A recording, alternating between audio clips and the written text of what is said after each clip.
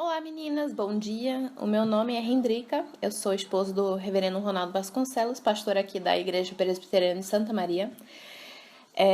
Sou também mãe de João Gabriel há 3 anos e meio e mãe de Samantha há quase 2 anos. Sou formada em biologia, mas atualmente estou trabalhando como conselheira, cozinheira, faxineira, costureira, administradora, estrategista, enfermeira e esses dias estou assoando muitos narizes. Tudo isso sem diploma, claro. Eu fui convidada para falar um pouco sobre criação de filhos e como combater a ideologia de gênero. E eu espero conseguir fazer isso tudo caber no tempo que me foi dado. Mas eu acho que vai passar muito. Mas vamos tentar. Qualquer coisa a gente divide os áudios. Vamos primeiro aos fatos. Resumidamente, a ideologia de gênero, para quem não sabe, é a ideia de que ninguém nasce homem ou mulher e que o gênero masculino e feminino é uma construção social e cultural que é imposta nos indivíduos desde sua infância e ao longo das suas vidas. Então, eles defendem o homossexualismo, o transexualismo e todos os outros tipos de gêneros que a gente vê surgindo por aí. O objetivo da ideologia de gênero é conquistar a liberdade dos indivíduos para expressarem o seu gênero independente da sua biologia, da norma cultural, da interferência religiosa, que somos nós. Vejam a sagacidade dessa ideologia. Ela não proíbe as pessoas de serem quem são e, portanto, não tem uma ameaça explícita. Mas ela proíbe as pessoas de influenciarem as outras. Ou seja, se você tem um corpo de mulher, se identifica como sendo mulher e quer se expressar como sendo mulher, não tem problema. Mas não se meta na escolha do outro. E isso é especialmente verdadeiro no que se diz respeito à criação de filhos em casa, que é justamente onde a identidade sexual da criança vai ser construída ou reprimida, de acordo com eles. Então, a gente vê os militantes da ideologia de gênero investindo pesado para passar por cima da influência familiar e alcançar as crianças na educação escolar e no entretenimento. Isso é assustador. O problema é que a gente muitas vezes se mantém apenas na linha de defesa e assim a gente adota uma de duas posturas. Ou a gente se isola, educando nossos filhos numa bolha, ou a gente enfrenta o mundo. E ao passo que as coisas forem surgindo, a gente tenta mostrar aos nossos filhos o que está errado no mundo e por quê. A gente usa umas passagens bíblicas e meio que tenta consertar aquilo que está aparecendo quebrado. Então, as duas posturas, elas têm alguns elementos bons e bíblicos, mas as duas são bem limitadas na sua aplicação isolada, porque elas tendem a reduzir a aplicação, o ensino bíblico, a uma postura apenas defensiva. Como então a gente combate a ideologia de gênero em casa? Precisamos, em primeiro lugar, entender qual é o problema desse movimento, dessa ideologia.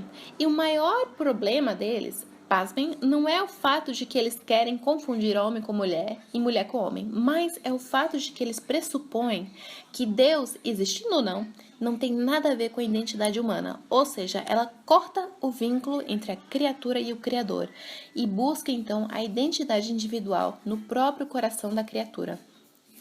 Ela remove Deus da equação da identidade. Então, a sua maior bandeira torna-se a autonomia individual, enquanto o seu maior inimigo é a autoridade divina. No entanto, uma vez que Deus é subtraído e removido da equação, a nossa identidade se torna como uma folha no vento. Porque se o nosso valor e a nossa identidade só podem vir de fato dele, e sabemos que isso é certo, qual então é o nosso valor e a nossa identidade sem ele? O que sobra? Se a gente colocar a nossa identidade e o nosso valor naquilo que está fora de nós, em dinheiro, em posses, em relacionamentos, estados, emprego, etc., a nossa identidade e o nosso coração estarão tão vulneráveis quanto esses objetos e essas pessoas e essas coisas. Por exemplo, se o seu namorado é a sua fonte de identidade e se ele for embora, você vai se afundar num desespero existencial. E isso pode te levar a fazer loucuras, como a gente vê muitas pessoas fazendo, matando, tirando a própria vida ou entrando numa depressão profunda. Em resposta a isso, a ideologia de gênero diz então que nada disso define quem nós somos. Quem define quem nós somos nós mesmos e os nossos desejos. E vemos então frases como siga o seu coração, seja autêntico. Tudo isso está envolvido na busca maior da identidade sem Deus, fazendo o indivíduo mergulhar cada vez mais dentro de si mesmo. E vemos então o mesmo dilema da cobra que come sua própria cauda. A cobra um dia vai sumir, assim como vai sumir também a identidade de quem a busca dentro de si mesmo, O que resta então depois disso é o vácuo existencial. Esse é o resultado inevitável da ideologia de gênero. Aos poucos, cada centímetro da sua humanidade será eliminada até se tornarem muito menos do que são. A Bíblia nos fala diretamente sobre isso. Romanos 1, 21 a 28, porque mesmo tendo conhecido a Deus, não o glorificaram como Deus, nem lhe deram graças, pelo contrário, tornaram-se fúteis nas suas especulações, e o seu coração insensato se obscureceu. Dizendo-se sábios, tornaram-se loucos, e substituíram a glória de Deus incorruptível por imagens semelhantes ao homem corruptível, às aves, aos quadrúpedes e aos répteis. É por isso que Deus os entregou à impureza sexual, ao desejo ardente de seus corações para desonrarem seus corpos entre si. Pois, de novo, substituíram a verdade de Deus pela mentira e adoraram e serviram a criatura em lugar do Criador, que é bendito eternamente. Amém. Por isso, Deus os entregou a paixões desonrosas, porque até as suas mulheres substituíram as relações sexuais naturais pelo que é contrário à natureza. Os homens, da mesma maneira, abandonando as relações naturais com a mulher, arderam em desejo sensual uns pelos outros, homem com homem, cometendo indecência e recebendo em si mesmos a devida recompensa do seu erro. Assim, por haver rejeitado o conhecimento de Deus, foram entregues pelo próprio Deus a uma mentalidade condenável para fazerem coisas que não convêm. A gente vê, então, que o buraco está bem mais embaixo, né? E o problema começa, então, desde a infância. Como, então, combatemos a ideologia de gênero em casa, criando os nossos filhos? Em primeiro lugar, nós ensinamos aos nossos filhos quem Deus é e, portanto, quem nós somos. Veja, são duas coisas que estão interligadas. Nós ensinamos quem Deus é e, portanto, quem nós somos. Ele é a causa, nós somos a consequência. Vou usar uma ilustração um pouco complicada aqui, mas só porque eu estava lendo ontem essa história com meus filhos. Vocês conhecem a historinha do patinho feio, né? Então, ele passou a infância acreditando que a pata era sua mãe. E ele foi ridicularizado e sofreu uma terrível crise de identidade. Ele só encontrou verdadeira paz ao descobrir que, na verdade, ele era um filho de um cisne. Nossos filhos precisam saber quem Deus é para poderem saber quem eles são. Se eles não conhecerem a Deus, não importa quantas vezes a gente lê Romanos 1 com eles, eles vão passar a vida procurando sua identidade na criatura ao invés de Criador. Nossos filhos, então, eles precisam ancorar a sua identidade no Criador. E nós, como pais, precisamos fornecer essa base para eles. Precisamos, portanto, em primeiro lugar, ensinar aos nossos filhos quem Deus é e, portanto, quem nós somos. Uma vez que a gente lança essa âncora, podemos, então, enfrentar as tempestades com eles. Em segundo lugar, combatemos a ideologia de gênero preservando o coração e a mente dos nossos filhos.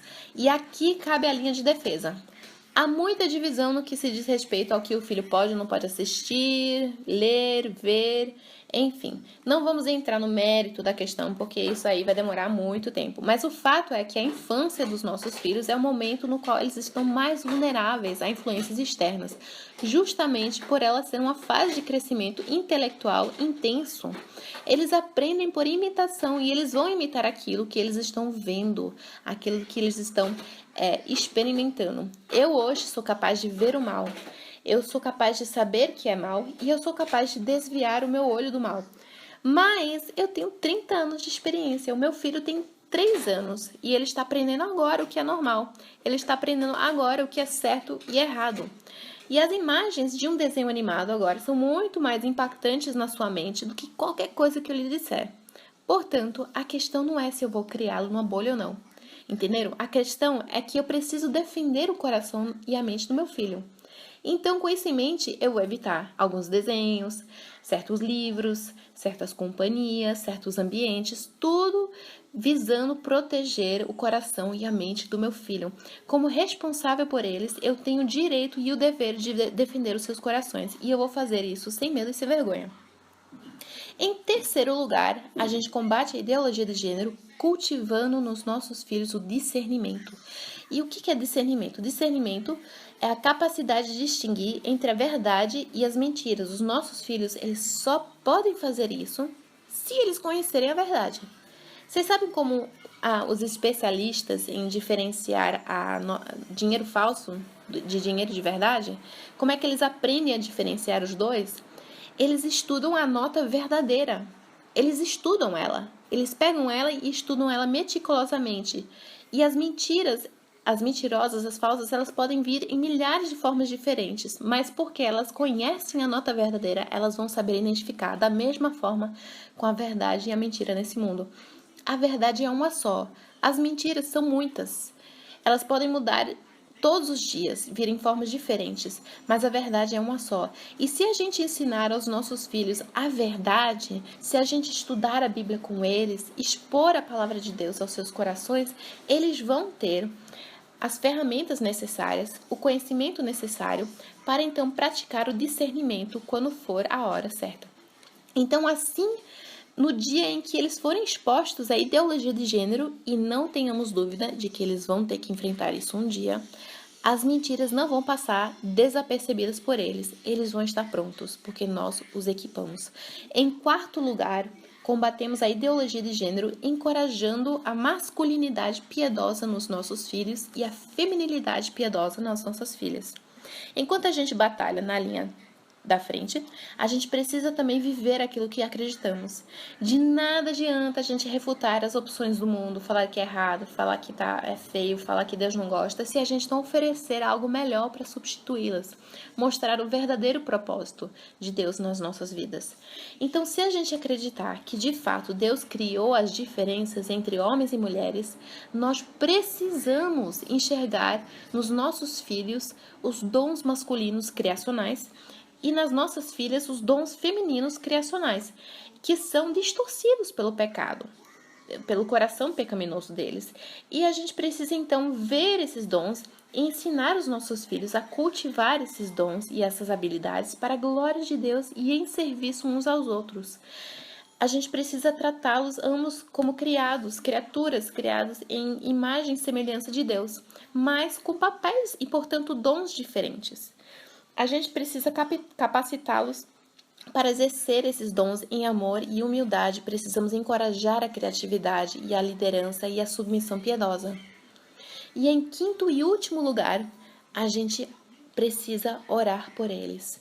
Meninas, no final das contas, essa lista não é exaustiva. E quem converte os corações e restaura as vidas não somos nós. Adão e Eva conheciam a Deus, eles conversavam e caminhavam com Ele. No entanto, apesar de toda essa intimidade, eles decidiram buscar a autonomia do seu Criador. Se essa gloriosa intimidade e esse conhecimento de Deus não os impediu de se rebelarem, quanto mais vulneráveis são os nossos filhos, que já nasceram no pecado, no mundo quebrado e estão sendo criados por pais pecadores.